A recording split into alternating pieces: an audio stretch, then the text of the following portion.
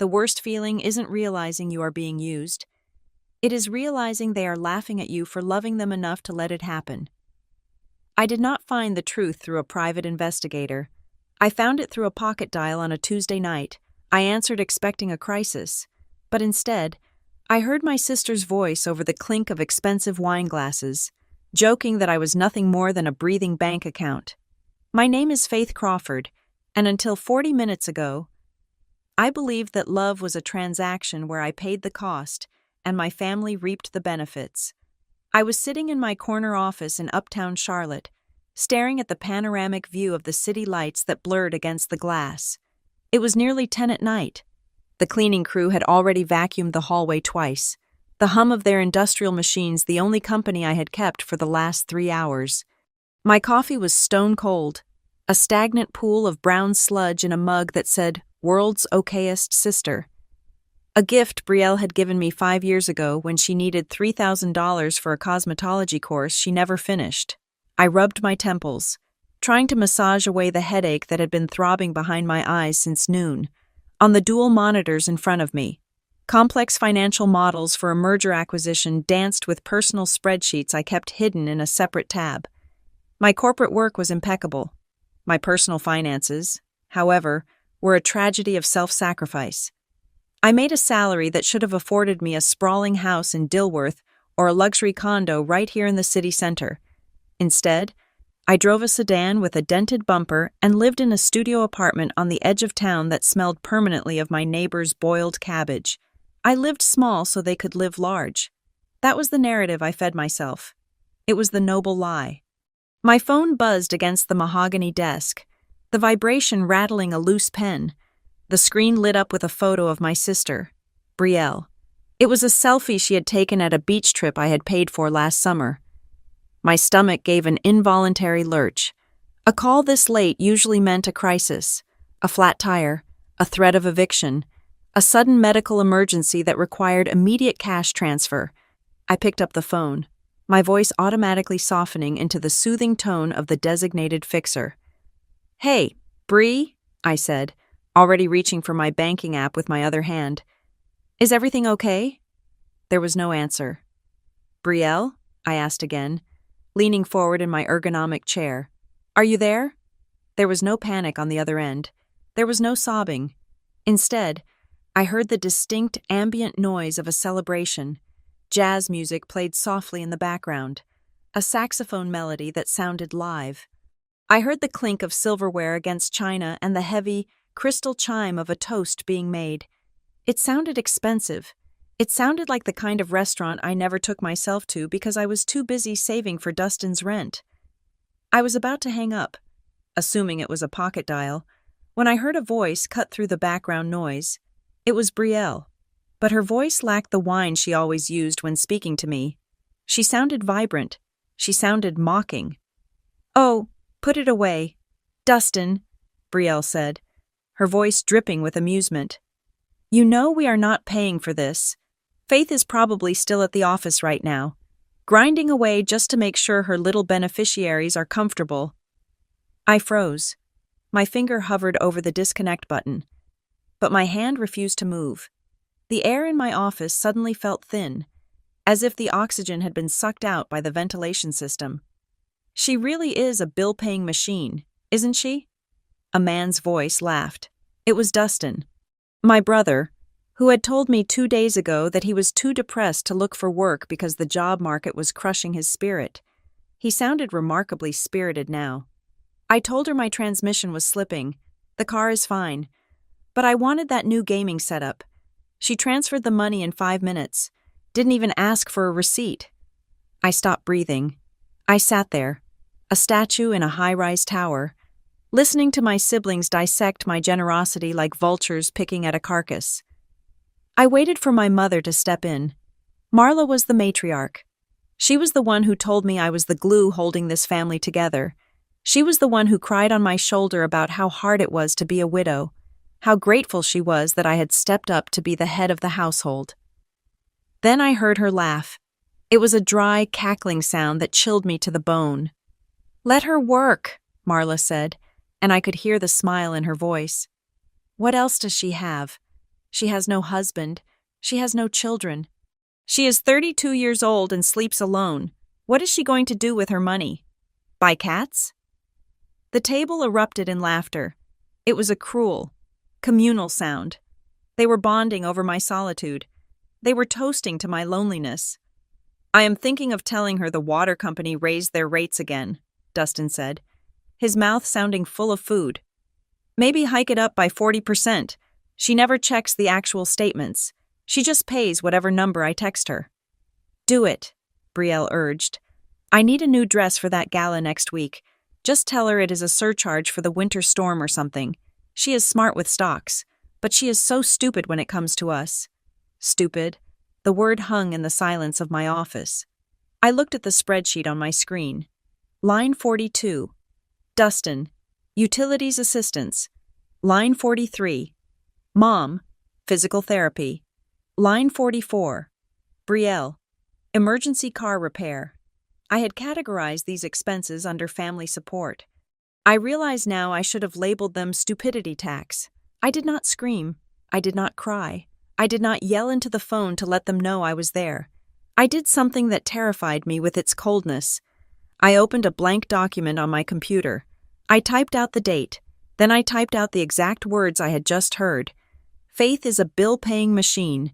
She has no husband, no children. What else is she going to do with her money? Just tell her the water company raised rates. I transcribed their cruelty with the same precision I used for my quarterly reports. I captured the timestamps. I noted the tone of voice. I recorded the background noise. It was not just a diary entry. It was evidence. The call on the other end ended abruptly, likely because Brielle had finally noticed her phone was active. Or perhaps the battery had died. The silence that rushed back into my office was deafening. I looked at my reflection in the dark window. I looked tired. I looked worn out. I looked exactly like the woman they described, a woman who had hollowed herself out to keep them warm. But as I stared at my own eyes in the glass, something shifted. The exhaustion did not vanish, but it hardened. It calcified into something sharp and dangerous.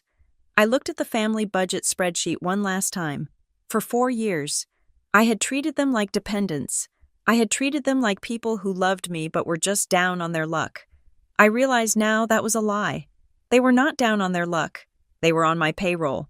And as any good financial analyst knows, when an investment yields 0 returns and actively drains capital, there is only one logical move remaining. You liquidate the asset. I closed my laptop, packed my bag, and walked out of the office. I did not go home to my tiny apartment to cry into my pillow. I drove home in silence, the radio off, my mind racing with numbers, dates, and account passwords. They wanted a bill-paying machine? Fine. But they forgot that machines can be reprogrammed, and this machine was about to print out a receipt that would cost them everything they had taken for granted. The drive back to my apartment was a blur of red taillights and the rhythmic thumping of my own pulse in my ears. I did not turn on the radio. I could not bear the thought of noise filling the silence where my family's laughter still echoed. When I finally unlocked the door to my studio, the air inside was stale. It smelled of the laundry I had not had time to fold, and the solitude I had convinced myself was necessary for my career. I sat down on the edge of my bed, still in my blazer, and opened my personal laptop. The screen glowed white in the dark room, illuminating the sparse furniture I owned. For the first time in my life, I did not look at my bank account to see how much I could spare. I looked at it to see how much I had lost. My mind began to rewind, not by days, but by years. It was like watching a film reel spin backward, frame by agonizing frame, revealing a pattern so obvious that I felt a wave of nausea roll over me. I realized that their crises were never random. They were synchronized. Every single time I had shared a piece of good news, a promotion, a quarterly bonus, a tax refund, a calamity would strike the Crawford household within 48 hours. I thought back to 3 years ago. I had received a performance bonus of $5,000. I was ecstatic. I had planned to take a week off and go to a yoga retreat in Sedona. Something just for me. I remembered calling my mother, Marla, to tell her. I could hear the hesitation in her voice even then. 2 days later. She called me in tears. The roof was leaking. She said, there was mold. It was a health hazard. She coughed into the phone for dramatic effect. I canceled Sedona. I transferred $4,500 to her account the next morning. A week later, I saw the photos on Facebook. There was no construction crew at the house. There were no photos of a repaired ceiling. Instead, there was Marla, beaming at a high-end salon, her hair freshly dyed a rich, expensive auburn, sitting next to a new designer handbag that cost more than my first car. The caption read, "Treating myself because I deserve it." When I asked her about the roof, she told me they found a cheaper contractor and she used the rest for emotional recovery. I had let it slide. Then there was Brielle. Last autumn, she called me hyperventilating. She said she was short on her tuition for her graphic design program and that if she did not pay by Friday, she would be dropped from her classes. She needed $1,200. I was saving that money to fix the brakes on my sedan, which had been squealing for a month. But Brielle was my little sister. I could not let her fail. I paid the tuition. I drove on bad brakes for another 6 weeks, praying I would not rear-end anyone on the highway. The very next weekend, Brielle posted a story on Instagram. She was not studying. She was at a stadium, wearing a VIP lanyard around her neck, screaming along to a pop star in a floor seat that I knew cost at least $800. She was holding a $20 beer in one hand and a bag of merchandise in the other.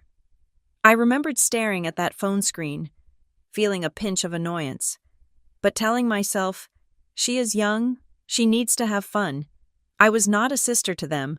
I was an insurance policy against their own poor decisions. I thought of Dustin. 6 months ago, he told me he had lost his job at the warehouse. He said he could not make rent. He said he was eating instant noodles and sleeping in his winter coat because he could not afford heat. I sent him $2,000 to cover 2 months of rent and utilities. I wanted him to be safe. 3 days later, during a FaceTime call, he hastily tried to kick a box out of the frame, but I saw it. It was a brand new virtual reality gaming system, the kind that had just been released. He saw me looking at it and said, "Oh, a friend loaned that to me." I sat there in the dark, scrolling through my transaction history. It was a graveyard of my own dreams, line after line of transfers. It was not just the big emergencies, it was the slow, steady bleed that I had ignored.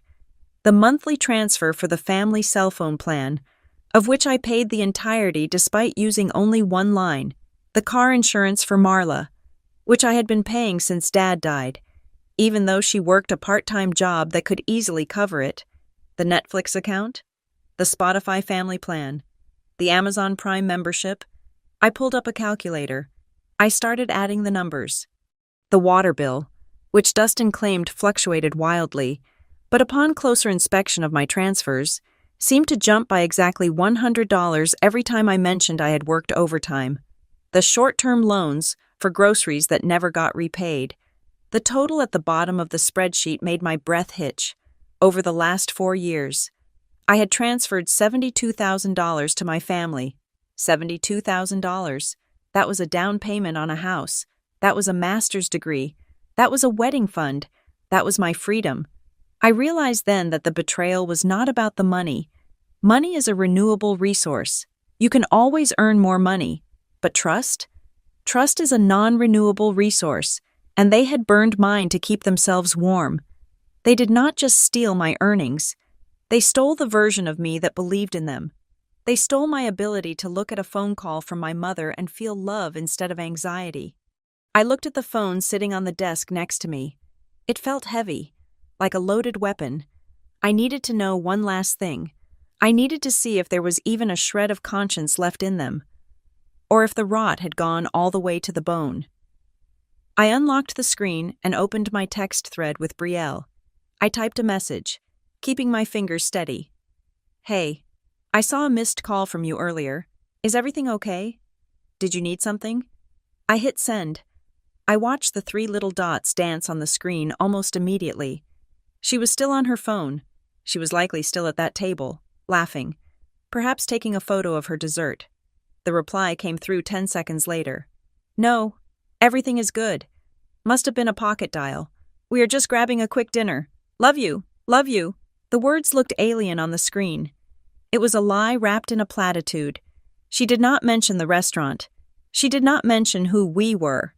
She certainly did not mention the conversation about hiking up the water bill.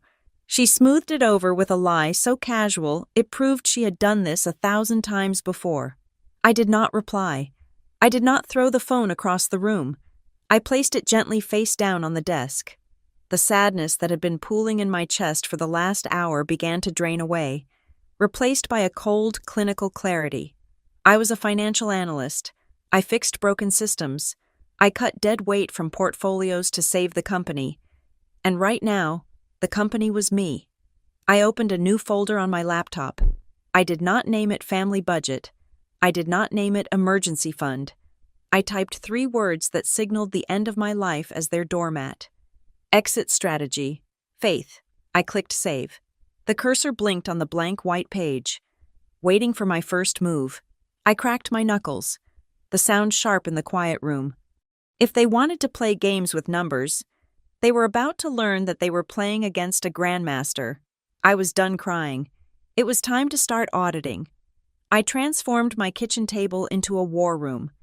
The emotional devastation of the previous hour had crystallized into a cold, forensic determination. I was no longer a sister or a daughter. I was an auditor, and I was about to conduct the most ruthless examination of my life. I opened a new spreadsheet on my laptop. This was not the chaotic, guilt-ridden budget I used to manage. This was an indictment. I created headers with clinical precision: date of transfer, amount, recipient, stated purpose, and evidence of reality. I started with the recurring charges. I pulled up my credit card statements for the last 24 months and began to highlight every transaction that did not belong to me. It was death by 1,000 cuts. There was a premium streaming service subscription for $19.99 a month. I did not even own a television. There was a monthly charge for a high-end beauty box subscription delivered to Brielle's address. There was a recurring payment for a cloud storage plan that was linked to Dustin's email address. I had authorized none of these explicitly, but I had likely nodded along absent-mindedly during some chaotic family gathering when they asked to borrow my card for a one-time purchase.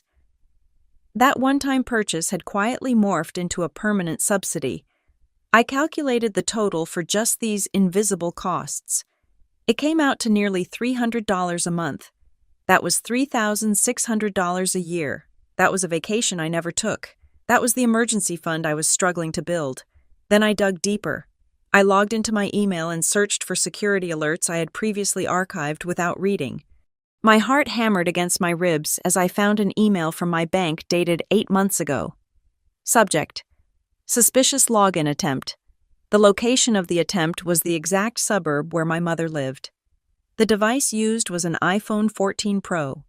I looked at the date. It was 2 days after I had told my mother I could not afford to pay for her car repairs because I had my own medical bills. Someone had tried to brute force their way into my savings account. It was not a stranger. It was Dustin. I knew for a fact he had upgraded to that specific phone model that same week because he had bragged about the camera quality in our family group chat. They had not just asked for money. When I said no, they had tried to take it. I felt a chill that had nothing to do with the air conditioning. This was not dependency. This was predation. I opened a new tab and did something I had not done in years. I logged into Instagram and Facebook. I usually avoided their profiles because seeing them happy while I worked 80-hour weeks made me feel guilty for not being there. Now, I looked at their profiles as a prosecutor looking for holes in an alibi. I started cross-referencing. On October 12th, I had transferred $600 to Marla.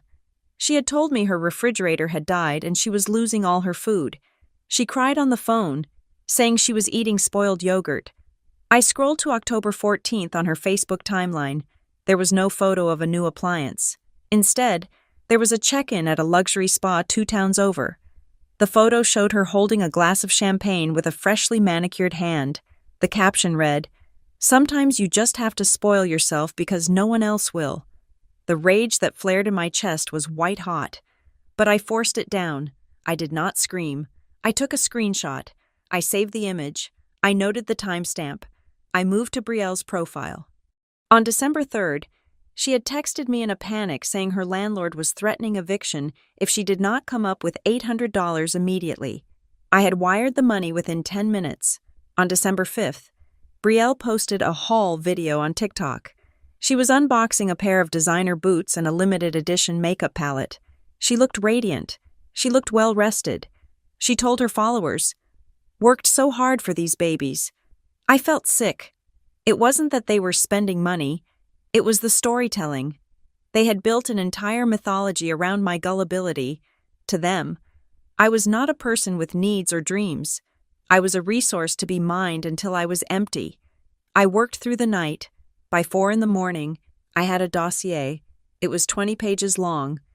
It contained screenshots, bank statements, text logs, and comparative timelines. I backed it up to the cloud. I saved a copy to an external hard drive. I printed a physical copy and locked it in my fireproof safe. The next morning, I did not go to my office immediately. I drove to a small coffee shop on the outskirts of the city to meet Nina. Nina was a senior risk manager at my firm. She was sharp, unsentimental, and the only person I knew who had successfully divorced her toxic family 5 years ago. I sat down opposite her, my eyes burning from lack of sleep, and slid a condensed version of my findings across the table. Nina read it in silence. She sipped her black coffee, her eyes scanning the columns of betrayal. When she finished, she did not offer me a pitying look. She did not tell me she was sorry. She looked at me with respect. "This is thorough," she said, tapping the paper. "You have them dead to rights." "I want to block them," I said, my voice raspy. "I want to change my number, close my accounts, and vanish. I want to send this to them and never speak to them again." Nina shook her head slowly. "If you cut them off cold turkey today, they will explode." "They will show up at your job. They will call the police and request a wellness check to embarrass you. They will spin a narrative that you are having a mental breakdown. You cannot just walk away from parasites. Faith, you have to detach them carefully, or they will take a chunk of your flesh with them." "So what do I do?" I asked. "You have a family dinner coming up this Sunday, right?" Nina asked. I nodded. "Marla reminded me 3 times. She said it is important." "Go," Nina said. Her eyes glinted with a strategic coldness. "Do not confront them yet. Do not scream. Go there and be the version of Faith they expect. But listen, let them get comfortable. Let them feel safe. People get sloppy when they think they have won. Let them ask for money one last time. Let them put the request on record." "Why?" "Because," Nina leaned in, lowering her voice, "the best way to destroy a liar is to let them lie when you already know the truth. You need one final, undeniable interaction where they show their hand while you are holding all the aces. You are not going there as a daughter. Faith, you are going there as an undercover agent." I looked down at the spreadsheet. Nina was right. If I sent a text now, they would gaslight me. They would say I was crazy. They would say the spa trip was a gift from a friend, or the boots were fake. They would spin the web tighter. But if I went there, if I looked them in the eye and let them deliver their performance, I would have the final piece of evidence I needed to close the case forever. "Okay," I said, taking the file back. "I will go." "Good," Nina said. "And Faith, keep your wallet in the car." I walked out of the coffee shop into the bright morning sun. The dread that usually accompanied the thought of Sunday dinner was gone. In its place was a strange, vibrating anticipation. I was going to walk into the lion's den. But this time, I was not the meat. I was the hunter. Sunday evening arrived with a humidity that made the air feel heavy and suffocating. A fitting atmosphere for what I was about to do. I pulled my sedan into the driveway of my mother's house in the suburbs of Charlotte. It was a nice house, a sprawling ranch-style build with a manicured lawn that cost $150 a month to maintain, a bill I paid directly to the landscaper. As I turned off the ignition, I looked at the facade. It looked respectable. It looked prosperous. It looked nothing like the home of a family that claimed they were on the brink of destitution every third Tuesday of the month. I checked my reflection in the rearview mirror. I had applied concealer to hide the dark circles from my sleepless nights of auditing. I practiced my smile. It had to look tired, but willing. The smile of the martyr they expected me to be. I took a deep breath, stepped out of the car, and walked to the front door. I did not have to knock. Brielle threw the door open before I even reached the mat. "Faithy!" she squealed, throwing her arms around me. The embrace was suffocating. She smelled of vanilla and something sharper, more expensive. It was Santal 33, a perfume that retailed for over $200 a bottle. I knew this because I had wanted it for myself last Christmas, but decided it was too frivolous. Brielle squeezed me tight, her body warm and soft, shaking with an energy that felt less like affection and more like relief. The ATM had arrived. "Hi, Brie," I said, patting her back stiffly. "You smell nice." "Oh, this?" She pulled back, fluttering her eyelashes. "It is just a dupe I found at the drugstore. $5. Can you believe it?" I smiled. "Wow, that is a great find." I walked into the foyer. The house was cool, the air conditioning humming at a crisp 68 degrees.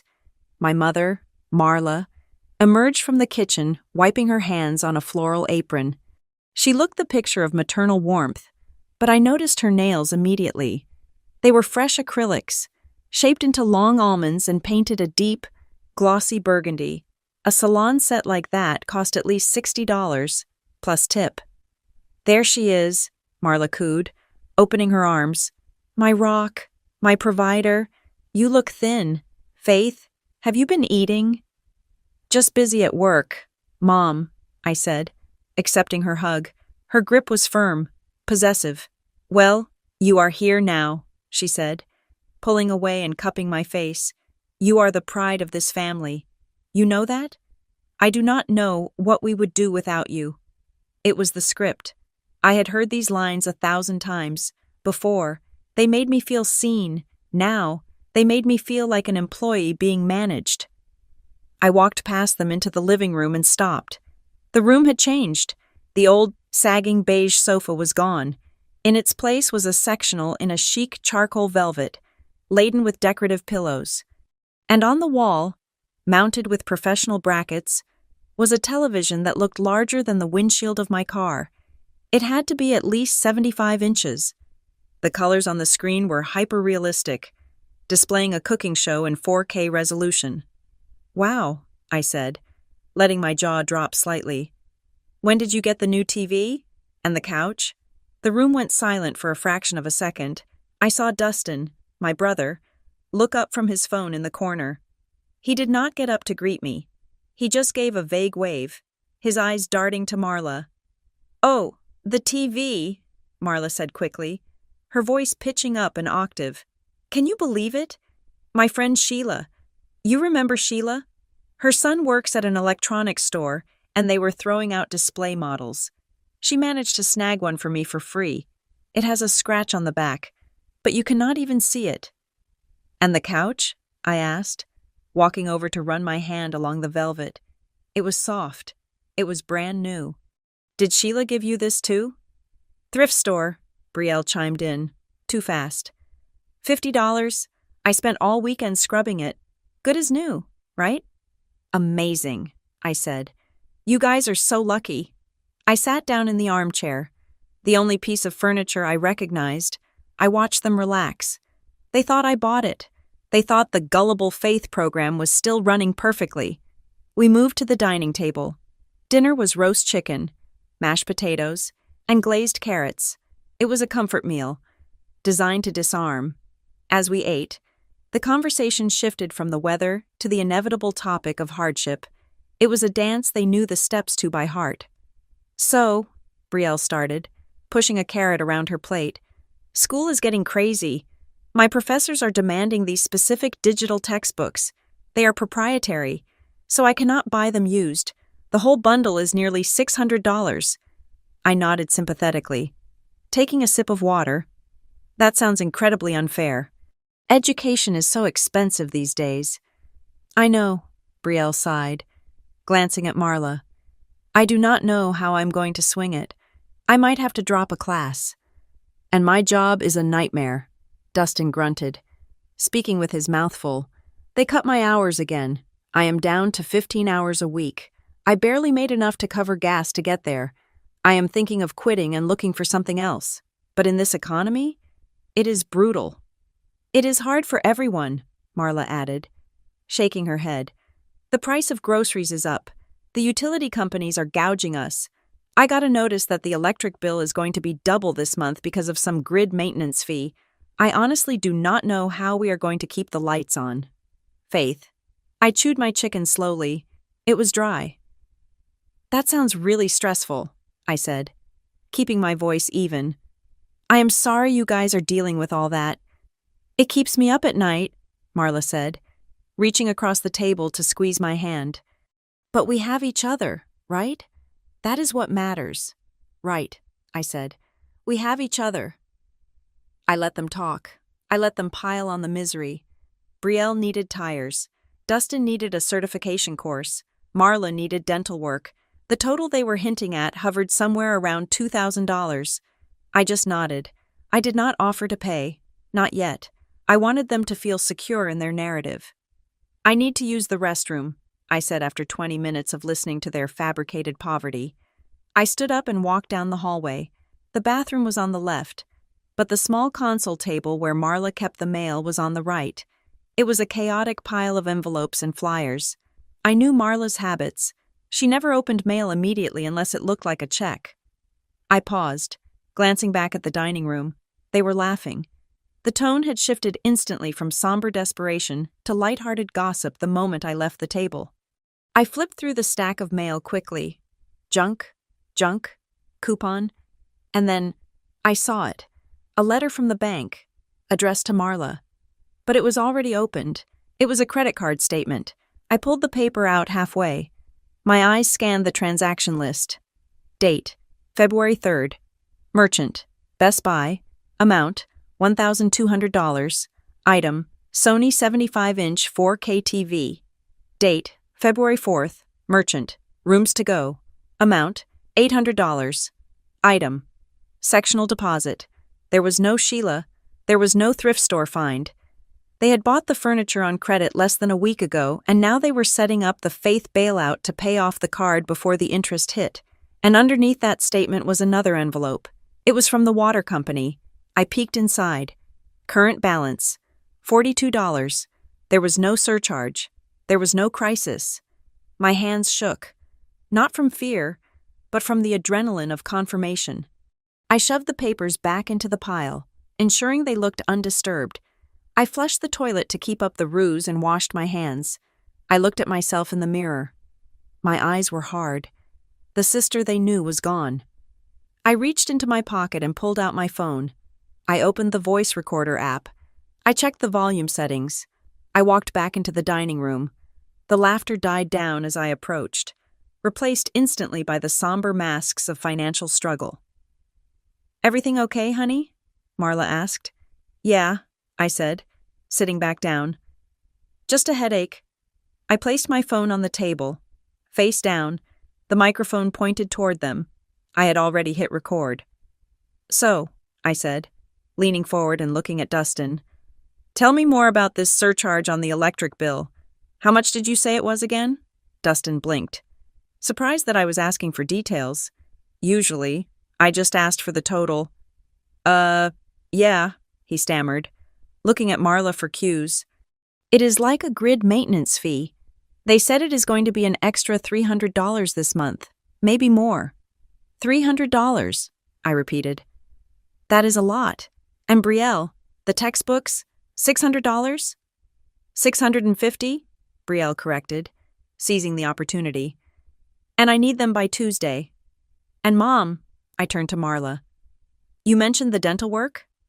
"My crown cracked," Marla sighed, touching her cheek. "Doctor, Evan said it will be $800 out of pocket." "Okay," I said softly. "I just want to make sure I have all the numbers right. You are such a blessing. Faith, Marla said, reaching for the wine bottle. I do not know why God gave me such a good daughter, but I thank Him every day.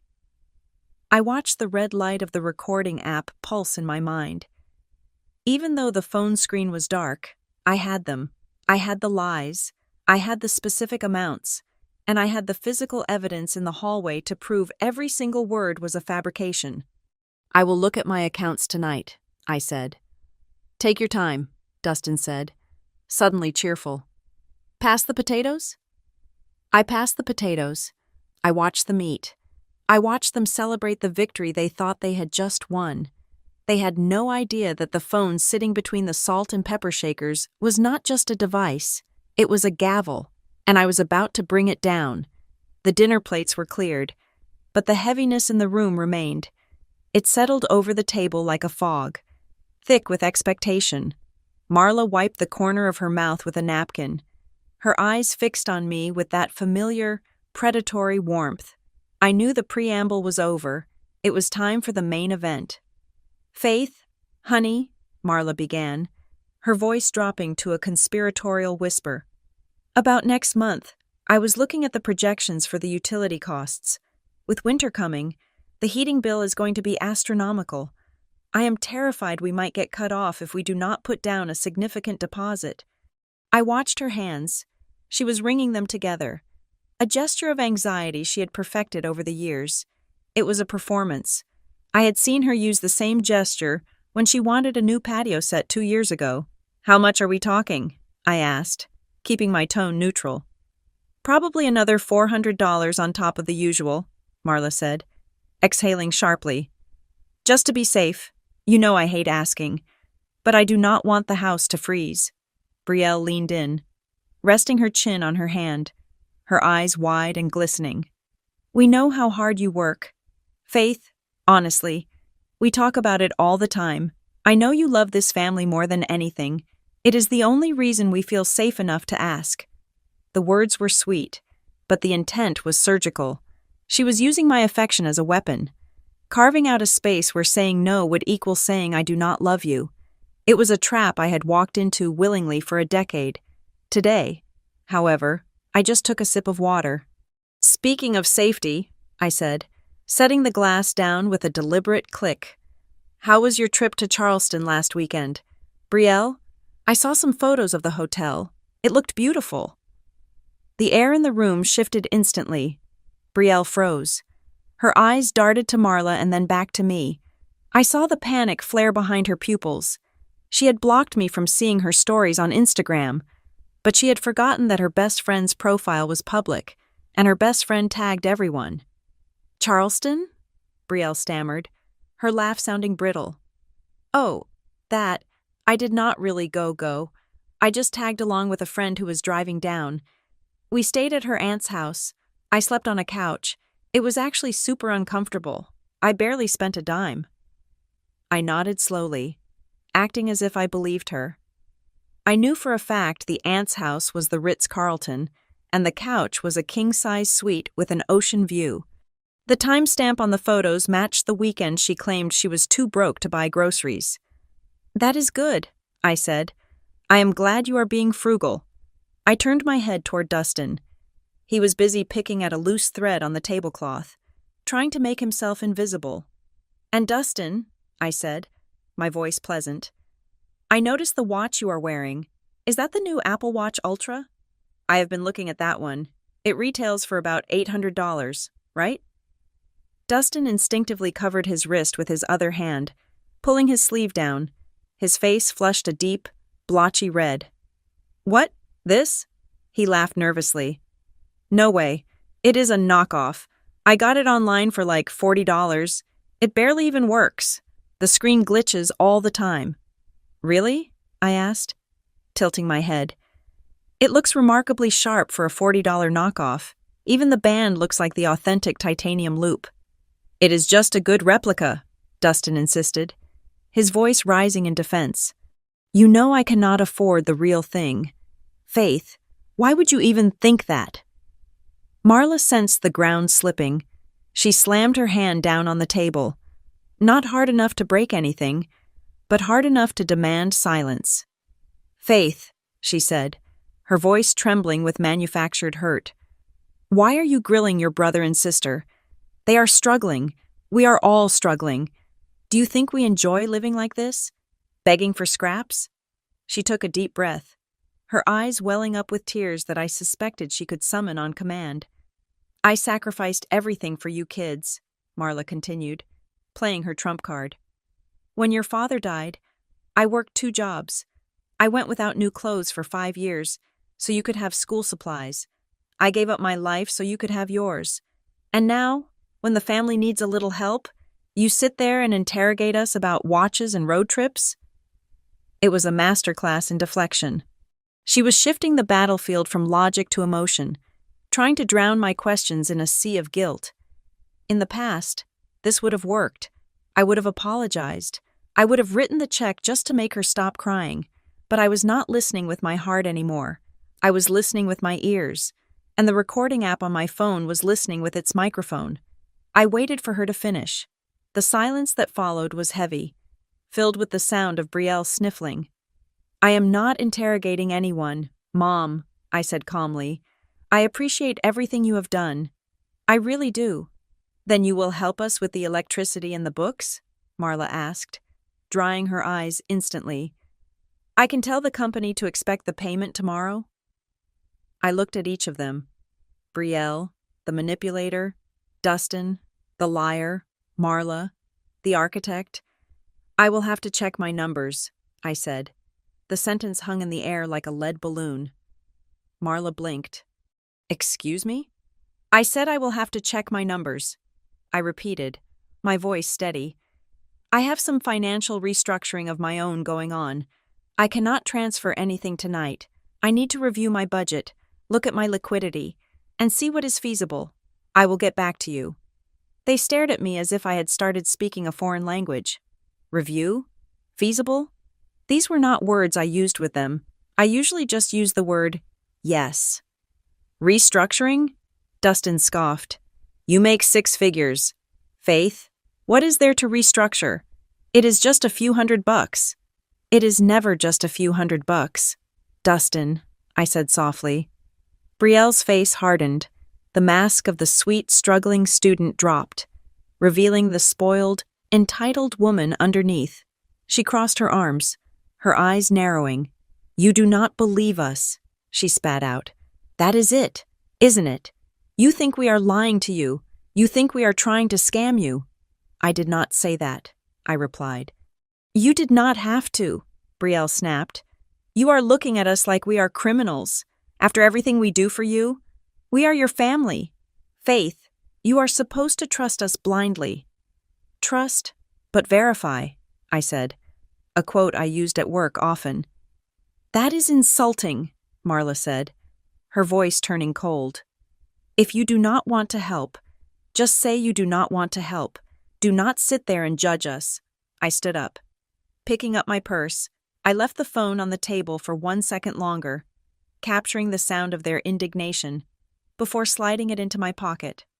"I am not judging," I said, offering them a small, tight smile that did not reach my eyes. "I just want to make sure that if I help, I do it properly. I want to make sure the money goes exactly where it is needed." The word properly seemed to echo in the dining room. It sounded like a threat. They exchanged glances, nervous, irritated glances. They realized that the ATM had developed a glitch. They did not know yet that the machine was not broken. It was simply under new management. "I am tired," I said, turning toward the door. "I will email you later in the week once I have assessed everything." "Email us?" Marla asked, incredulous. "You are my daughter, not my accountant." "Right now," I said, opening the front door and letting the humid night air rush in.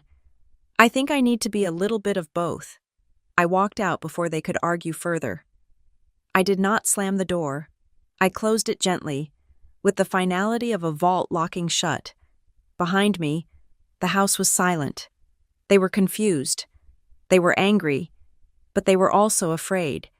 And for the first time in 4 years, I was not. I drove home from my mother's house with the silence of the car wrapping around me like a shield.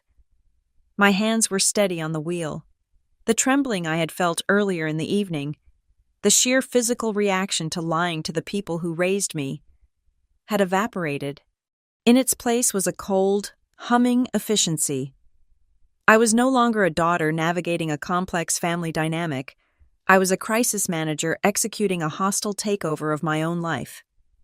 When I walked into my apartment, I did not turn on the TV.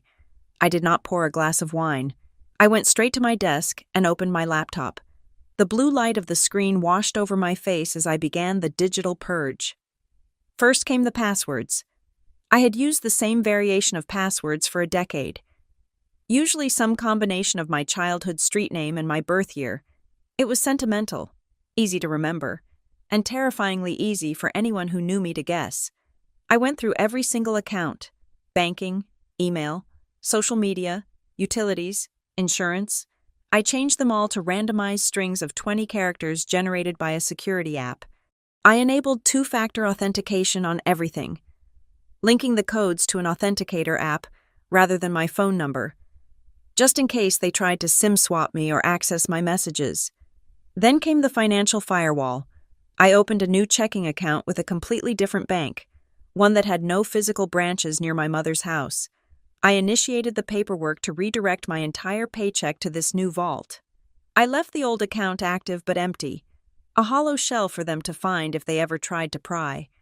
But as I dug deeper into the architecture of my financial life, I found rot I had not expected. I pulled up my credit report. I had always glanced at the score, which was excellent, but I had rarely scrutinized the open trade lines. I expanded the details for a cable and internet provider. The account was in my name, that part I knew, but the billing address listed was not my apartment. It was my mother's house. I stared at the screen. For 3 years, the physical bills had been going to her mailbox. I had never seen a paper statement because they made sure to intercept them. I had just been receiving the amount due notification via email, a number I paid without question. By controlling the mailbox, they controlled the narrative.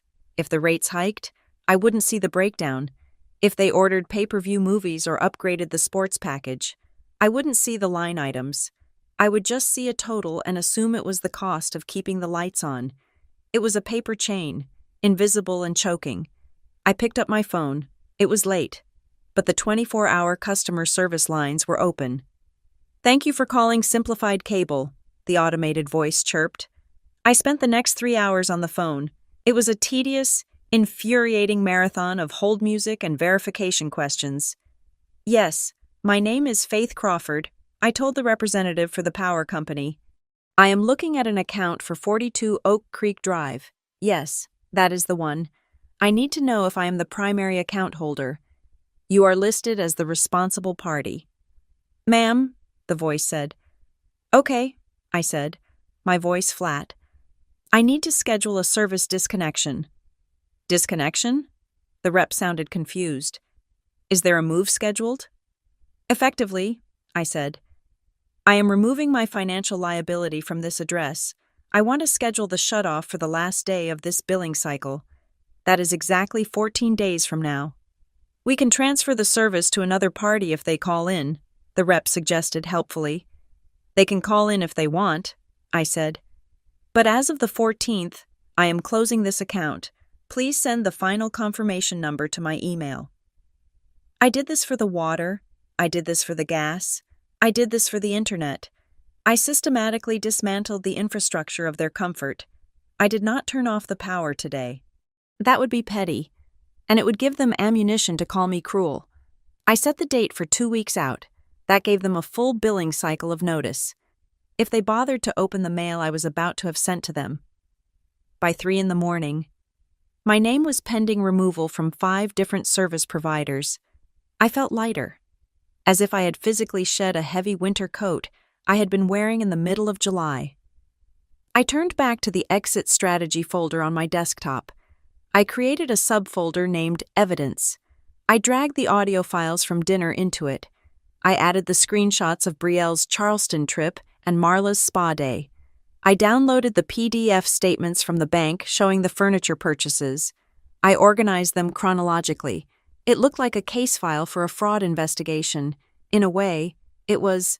Then, I did the hardest thing yet. I picked up my phone and opened the family group chat. My thumbs hovered over the keyboard. I needed them to relax. I needed them to think the glitch at dinner was just a momentary lapse in my programming. If they suspected I was cutting them off, they would swarm. They would guilt trip. They would show up at my office. They would create an emergency so big I would be forced to open my wallet before I was ready. I needed a decoy. "Hey everyone," I typed. "Sorry I was weird at dinner. Work stress has been crazy and I have a migraine. Do not worry about the bills. I'm just moving some funds around to get better interest rates. I will handle the transfers on the 1st of the month as usual. Love you." I read it back. It tasted like ash in my mouth. It was a lie, but it was a necessary one. It was the sedative before the surgery. I hit send. Almost immediately. The reactions poured in. Heart emojis from Brielle. Thanks, sis, you are the best, from Dustin. A gif of a praying angel from Marla. They bought it. They were so arrogant in their control over me that they could not conceive of a world where I actually followed through on a threat. They thought my resistance was just a tantrum, something to be managed with a little patience and a lot of emotional manipulation. I closed the chat and silenced the notifications. The next day at work, I pulled Nina into a quiet conference room. I looked like a ghost, pale and dark-eyed, but Nina smiled when she saw the grim set of my jaw. "I did it," I told her. "I moved the money. I scheduled the shutoffs. The deadline is the 14th. "The 14th, Nina repeated, looking at the calendar on the wall. "That is D-Day." I sent them a text saying everything is normal, I added. "They think I am paying." Nina nodded approvingly. "Good. Let them sleep. But listen to me. Faith, you need to be ready for what happens when they wake up." "I know," I said. "They will be angry." "No," Nina said, her expression turning serious. "Anger is what happens when you forget a birthday. This is an extinction burst. When you cut off a supply source, the parasite does not just detach and swim away. It digs in deeper. It releases toxins. They will not just beg. Faith, they will attack. They will try to destroy your reputation. They will call your boss. They will tell your extended family you are on drugs or having a breakdown. They will weaponize everything they know about you." "I have the dossier," I said, tapping my bag. "I have proof of where the money went." "Keep it close," Nina warned, "and do not engage. When the 14th hits, you go dark, no explanations, no apologies. You let the silence do the screaming for you." "I am ready," I said, and I was. I had spent my whole life fearing their disapproval, terrified that if I stopped paying, they would stop loving me. But looking at the calendar, seeing the date circled in red, I realized the truth. They had never loved me. They had loved the lifestyle I provided. The 14th was coming, and for the first time in years, the bill was going to be sent to the right address. The 14th of the month arrived with the silence of a held breath. Usually, this was the day my bank account would hemorrhage. By 7 in the morning, I would have typically transferred 3 distinct sums to 3 different accounts, followed by a series of confirmation texts to ensure everyone felt secure.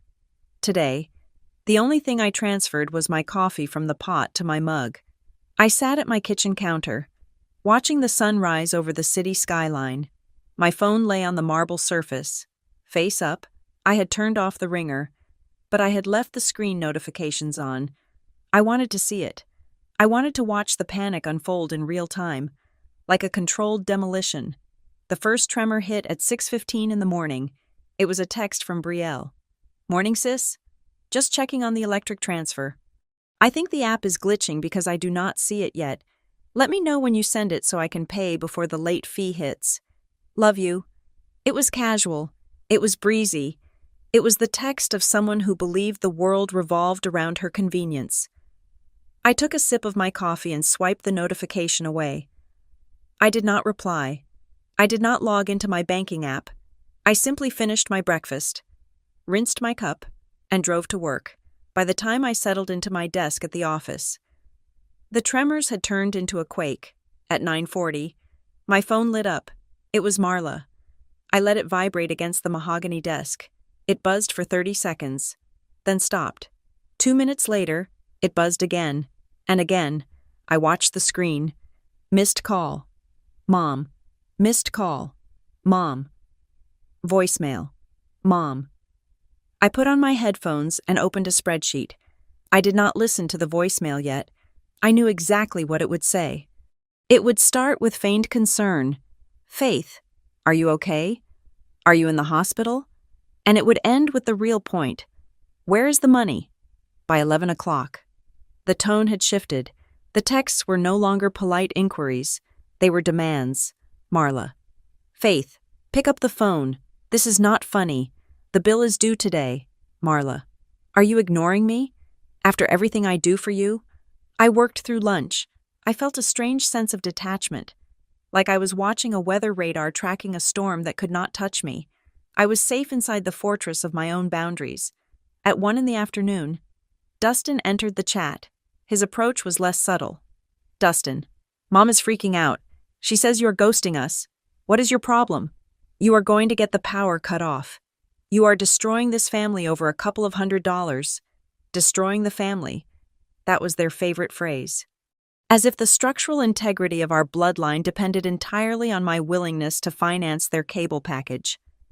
I took a screenshot of the text. I dragged it into the folder marked Evidence. By late afternoon, they had switched tactics.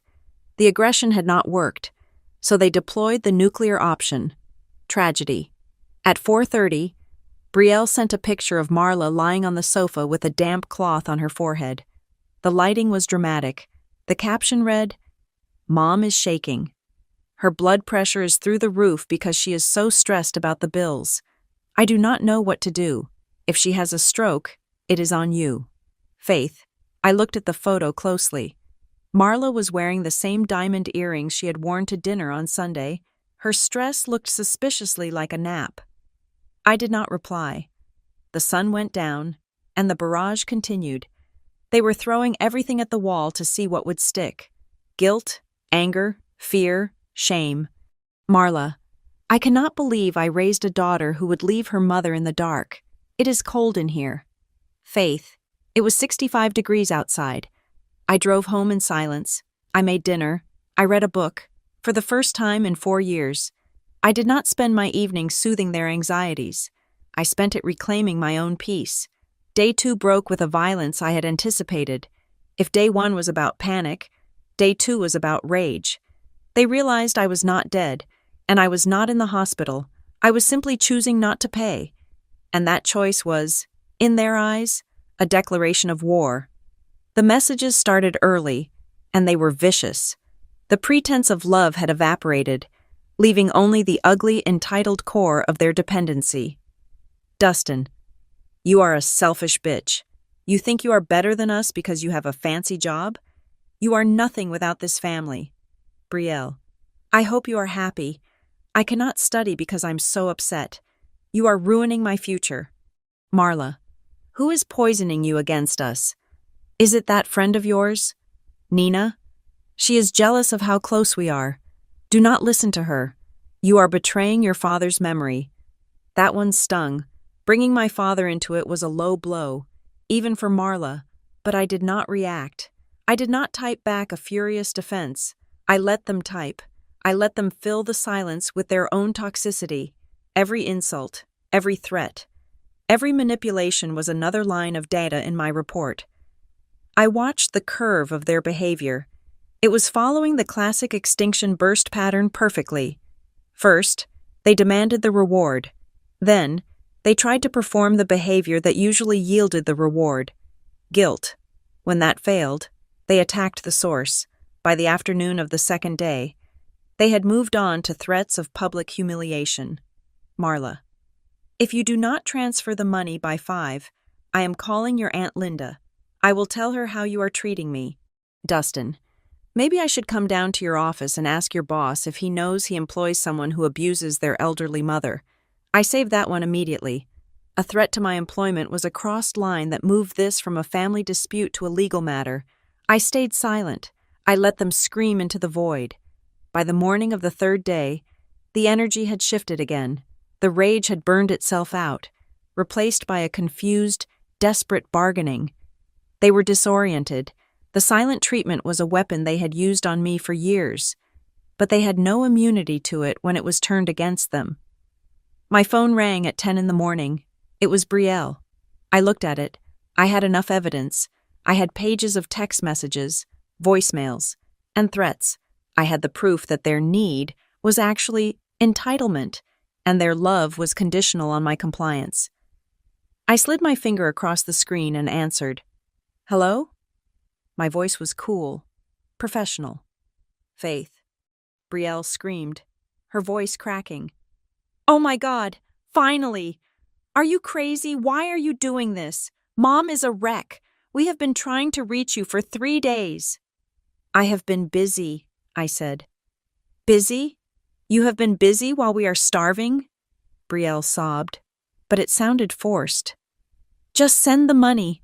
Faith, please, we can forget this whole thing happened. Just transfer the funds, and we will forgive you. We will forgive you. The audacity was almost impressive. I am not transferring anything, I said. What? Brielle's voice dropped. What do you mean? I mean we need to talk, I said.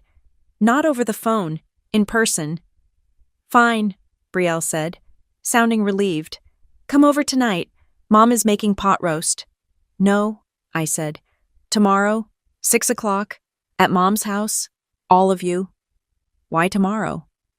Because I want this done face to face, I said. If anyone isn't there at 6, I leave, and you don't get another chance to talk to me. My hands were not shaking. My heart was not racing. I felt a clarity that was sharp and cold like a diamond. I looked at the folder on my computer screen. Exit strategy. It was time to present the findings. I stood up, smoothed my skirt, and prepared for the final board meeting of the Crawford family. The phone in my hand felt heavy, not with the weight of the device itself, but with the gravity of what I was about to do. For 3 days, I had let them scream into the void. I had watched their messages degrade from entitlement to panic, and finally, to a desperate, clawing rage. Now, the silence was mine to break. I was not calling to negotiate. I was calling to dictate the terms of their surrender. It was late afternoon on the third day.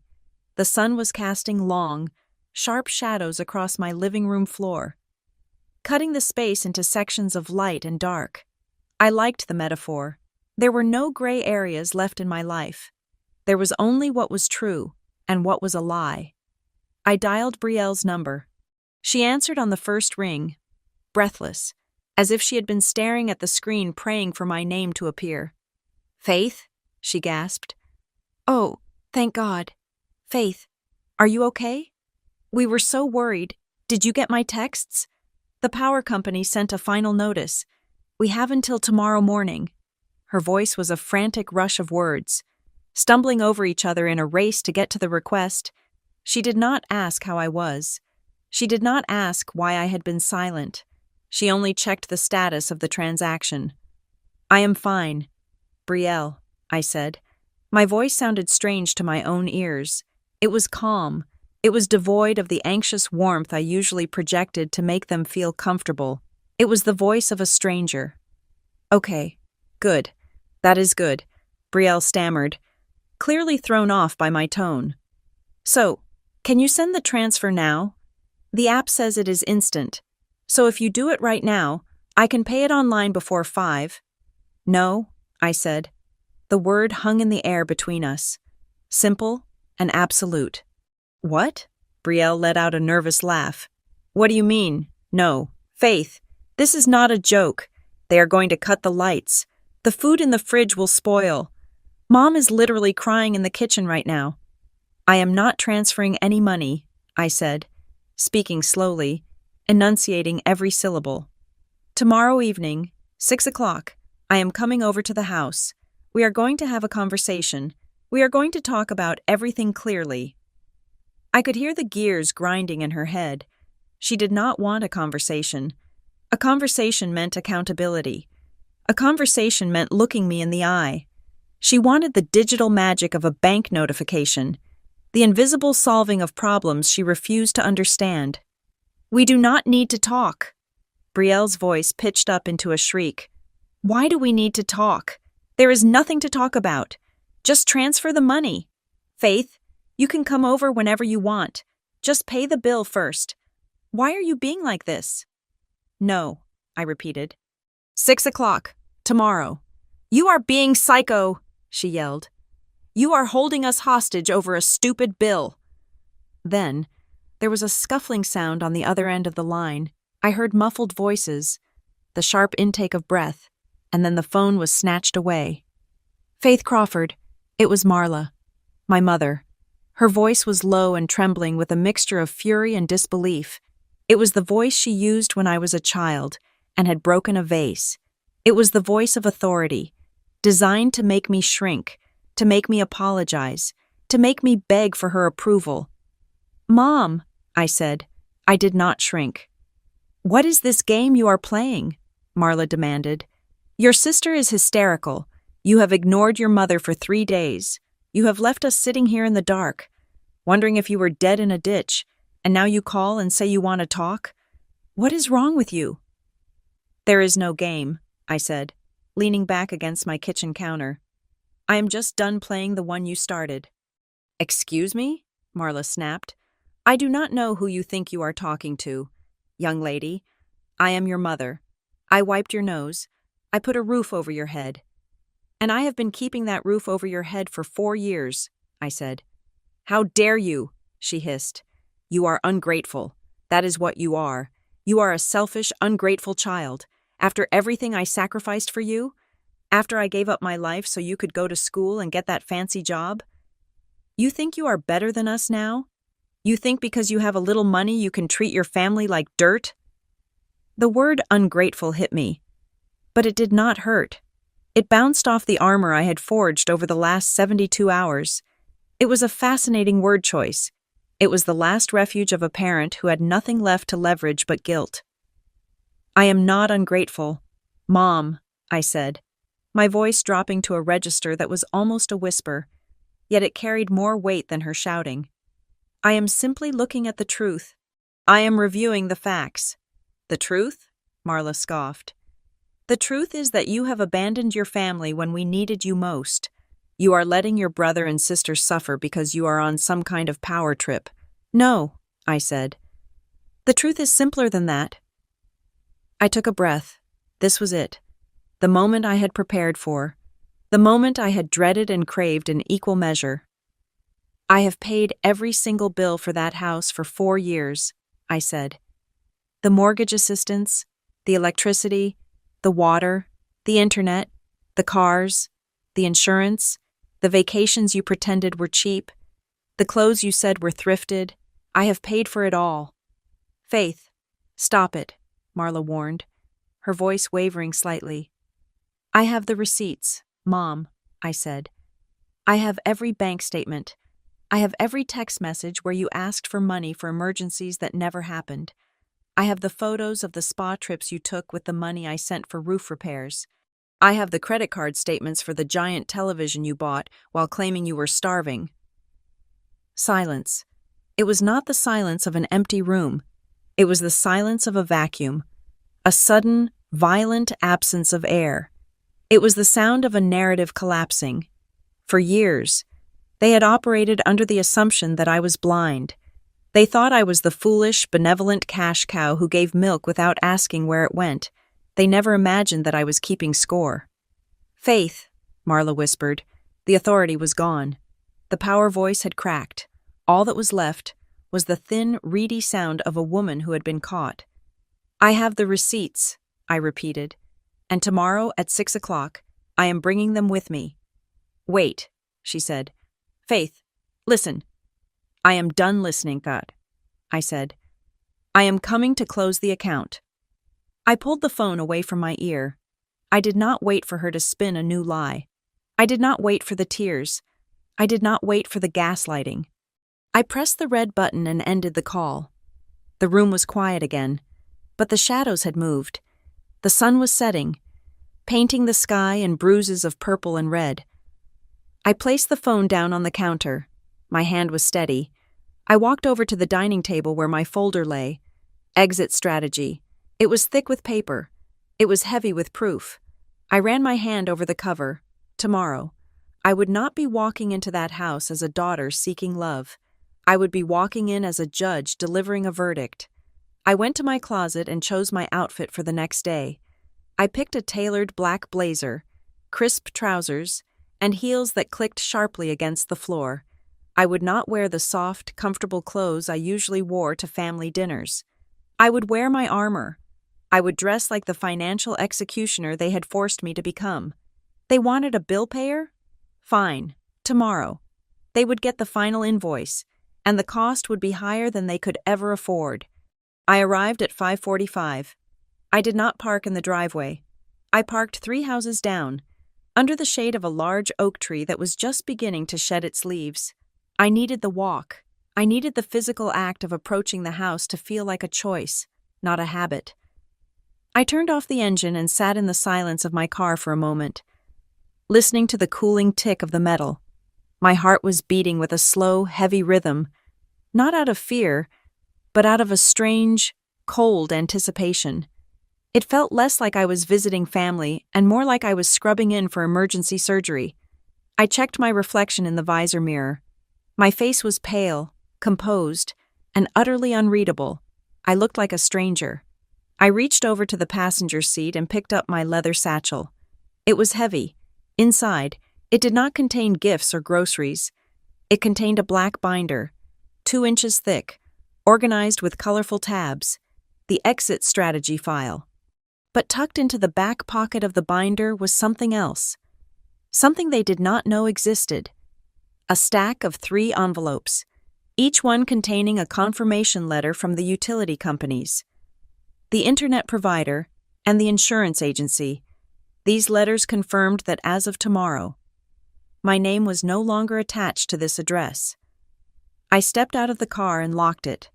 The sound of the beep echoed in the quiet suburban street. As I walked toward the house, I noticed the grass. It was perfectly green, lush and trimmed. I paid $150 a month for that lawn. I looked at the roof. I had paid $4,000 to fix a leak that I now suspected never existed. I was walking toward a monument built on my own exploitation. I did not knock. I still had my key. A heavy brass thing that felt cold in my palm. I slid it into the lock and turned. The click was loud. I pushed the door open and stepped into the foyer. The house was dim. The curtains were drawn, blocking out the evening sun, creating an artificial twilight that smelled of stale air and tension. They were waiting for me in the living room. It was a tableau so perfectly staged it almost made me laugh. Marla was sitting in the center of the new velvet sofa, clutching a tissue. She was not wearing her usual jewelry. She was wearing an old, faded cardigan I hadn't seen in years, one that made her look smaller, frailer. Her face was washed of makeup, leaving her looking gray and tired. It was the mother of sorrows look, designed to trigger an immediate protective reflex in me. To her left sat Brielle. She was curled up in a ball, hugging her knees. Her mascara was smeared beneath her eyes in dark, jagged streaks, evidence of a crying session that had conveniently paused for my arrival. She looked up at me with wide, red-rimmed eyes, vibrating with a performance of anxiety that deserved an award. And standing behind them, leaning against the wall with his arms crossed over his chest, was Dustin. He was wearing a tight t-shirt, his jaw set, his eyes hard. He was the muscle. He was there to loom, to remind me that I was outnumbered, to physically block the exit if guilt didn't work.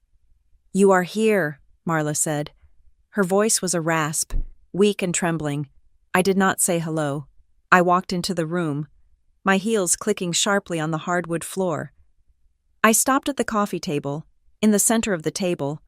Clearing a space among the decorative candles was a single sheet of paper. It was placed there like an altar offering. I looked down at it, It was a final notice from the electric company. It was printed on standard printer paper, the kind you buy at the grocery store. The logo at the top looked pixelated, as if it had been copied and pasted from a low-resolution image. The font was generic Times New Roman, but it was the numbers that caught my eye. Total amount due, $850. Immediate payment required to avoid disconnection. I stared at it. I knew for a fact, because I had called the company 3 days ago, that the actual bill was $142. They had inflated the crisis by 600%. They weren't just asking for help. They were skimming off the top. Marla followed my gaze to the paper. She let out a shuddering breath. "We have until tomorrow morning." "Faith," she whispered. "They said they are coming at 8 o'clock to cut the line.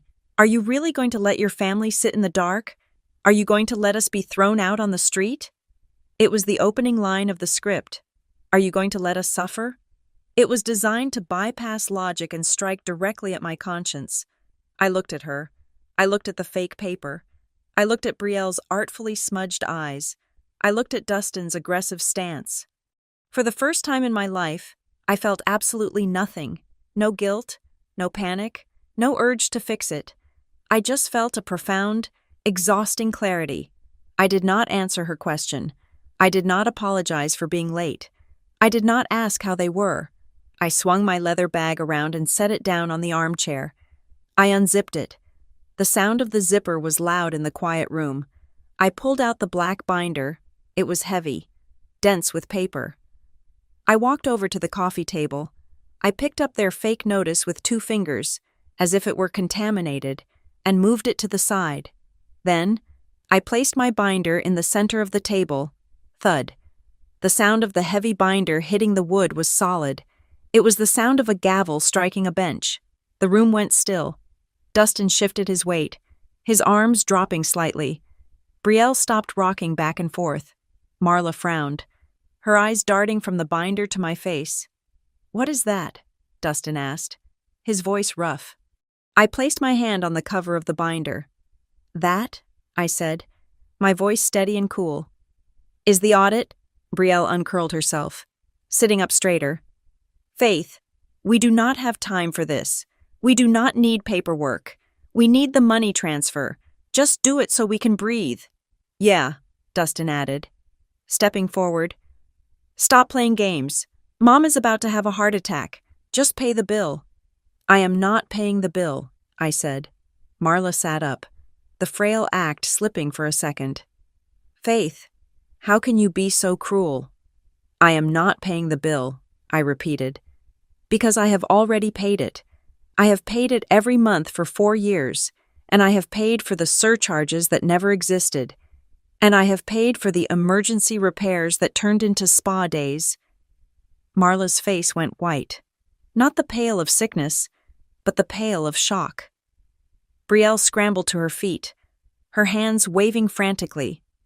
"What? That is crazy. You are listening to lies. I can explain." I held up a hand. I did not shout. I did not scream. I just held up my palm, flat and firm. "No," I said. Brielle froze, her mouth open. "I am not here to listen to explanations," I said. "I am not here to hear about your bad luck or your hard times. I have listened to that story for 1,460 days. I tapped the binder. "Tonight," I said, looking at each of them in turn, "you are going to listen to me." The air in the room seemed to solidify. The temperature dropped 10 degrees. They looked at me, and for the first time, they did not see their sister or their daughter. They did not see the ATM. They saw a stranger standing in their living room, a stranger who knew all their secrets and had brought the evidence to prove it.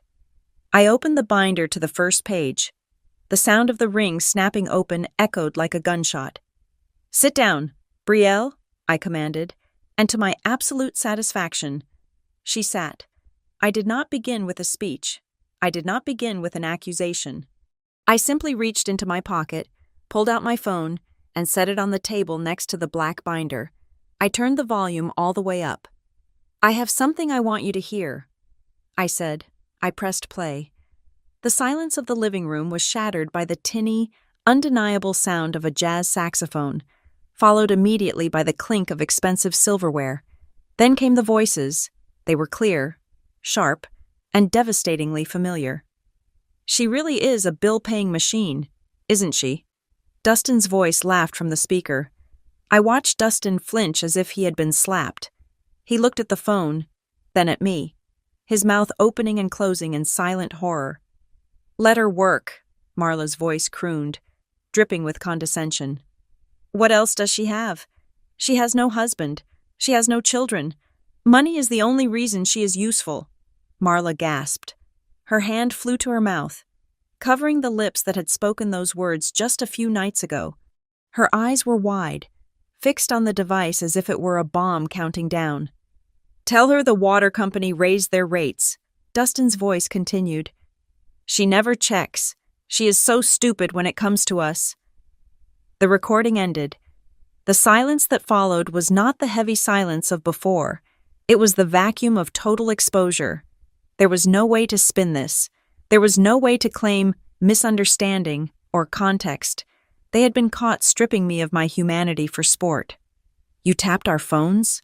Dustin whispered, his face turning a sickly shade of gray. "No," I said, my voice calm, almost bored. "Brielle pocket-dialed me. I listened for 10 minutes. I heard everything.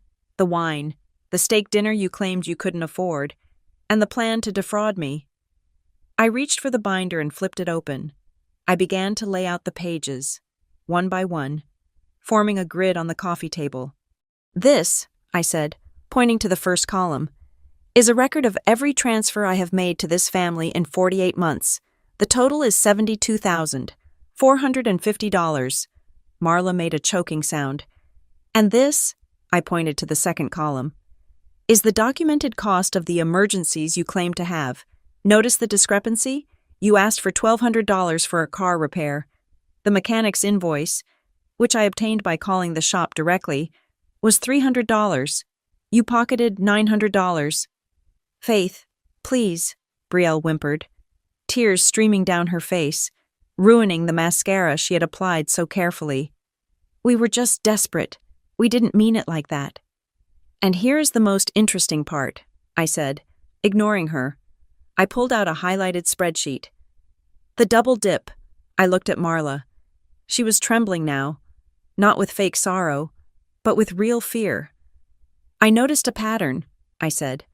"Every month, on the 3rd, I get a text from one of you saying the internet bill is overdue and they are about to cut the line. I always transfer the money. But here's the thing. The internet bill is on auto-pay on my credit card. It has been for 3 years. I let that sink in. "For 3 years, I continued, you have been collecting cash from me to pay a bill that I had already paid. You weren't just asking for help. You were generating revenue off my ignorance. You turned my trust into a monthly subscription service." "We needed the money to live," Dustin shouted, trying to regain some ground.